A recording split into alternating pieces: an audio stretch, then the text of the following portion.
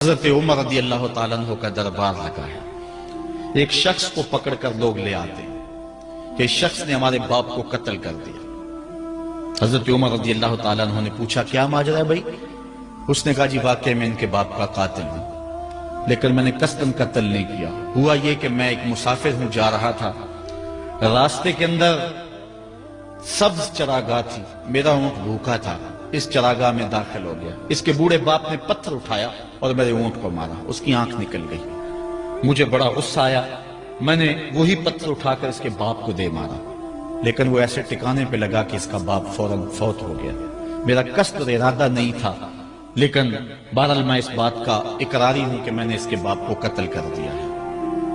آپ جو حکم سنائیں میں اس کو قبول کروں گا، لیکن میں ایک مہلت مانگتا ہوں کہ میرے دوست، میرے بھائی کی کوئی رقم میرے ذمہ ہے، میرے پاس اس نے امانت رکھی ہوئی ہے، اور وہ مجھے پتا ہے کہ میں نے کہاں چھپا کے رکھی ہوئی ہے۔ اگر آپ فیصلہ کر دیتے اور میری گردن کاٹ دی جاتی ہے تو وہ امانت جو میں نے رکھی ہوئی ہے سنبھال کر کے، میرے علاوہ کوئی جانتا بھی نہیں ہے، تو وہ اس تک کون پہنچائے گا؟ اگر آپ مجھے 3 دن کی مہلت دے دیں تو میں جا کر کے اس کی امانت اس کو واپس کر کے پھر واپس آؤں گا، پھر یہ پھندا پھانسی کا میں اپنے گلے میں ڈلوانے کے لیے تیار ہوں گا۔ حضرت عمر رضی اللہ تعالیٰ عنہ نے فرمایا کہ کوئی شخص تیری ضمانت دے دے تو ہم تجھے چھٹی دینے کے لیے تیار ہیں۔ اس نے دائیں بائیں دیکھا، پورے مدینے میں اس کا کوئی شناسہ ہی نہیں تھا، واقف ہی نہیں تھا، ایک اجنبی شخص تھا۔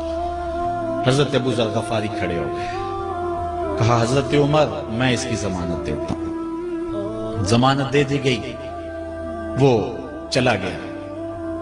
تیسرے دن وعدے کا جو وقت تھا، لوگ جمع ہو گئے، دربار لگ گئے، ابھی تک آنے والا نہیں آیا۔ لوگوں نے کہا ابو ذر تو نے غلطی کی ہے، ایک اجنبی کی ضمانت دی اور ابھی تک وہ نہیں آیا، اور میاں صاحب فرماتے ہیں ایک بار جو پھائیں اڑ جاندے اور پھر کدی نہ پھنس دے دے۔ ظاہر ہے وہ چلا گیا، واپس تو نہیں پلٹ کے آئے گا، اسے پتا ہے کہ آگے سیدھی سیدھی میری موت ہے، تو تم نے یہ کیا غلطی کی؟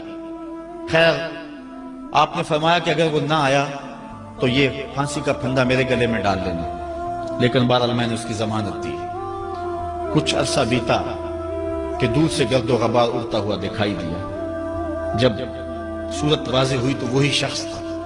حضرت عمر فاروق رضی اللہ تعالیٰ عنہ کے دربار میں کھڑا ہو کہنے لگا حضرت کسی وجہ سے تاخیر سے پہنچا ہوں، معذرت چاہتا ہوں، اب جو حکم ہے پورا کیجیے۔ حضرت عمر رضی اللہ تعالیٰ عنہ اس کے پھانسی کے احکامات جاری کر چکے تھے۔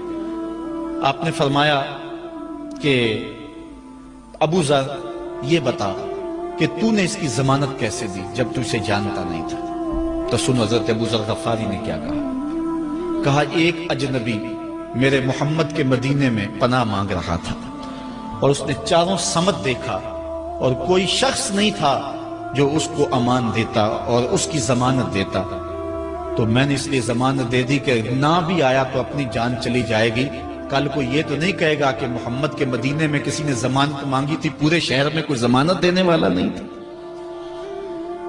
اس کو کہا کہ انہوں نے تو ضمانت دے دی، میاں اب تو بتا کہ تو چلا گیا تھا، تجھے جانتا کوئی نہیں تھا، نہ پلٹ کے آتا تو تجھے کوئی پوچھنے والا نہیں تھا، تو تو نے یہ دوبارہ موت کے منہ میں کیوں اپنا سر رکھا ہے؟ تو اس نے کہا کہ میں نے کہا کہ ایک اجنبی کی ضمانت ایسے شخص نے دی ہے جو مجھے جانتا بھی نہیں ہے، اور اگر میں نہ گیا تو لوگ قیامت تک اجنبیوں پر بھروسہ نہیں کریں گے کہ اجنبی یوں سلوک کیا کرتے ہیں۔ تو حضرت عمر رضی اللہ تعالیٰ عنہ اس کے پھانسی کے احکام جاری کیے، تو جن کے باپ کو قتل کیا تھا وہ بیٹے کھڑے ہو گئے، کہنے لگے تاریخ کی کالک ہم اپنے منہ پہ ملیں گے، ہم بھی اپنے باپ کے قاتل کو معاف کر دیں۔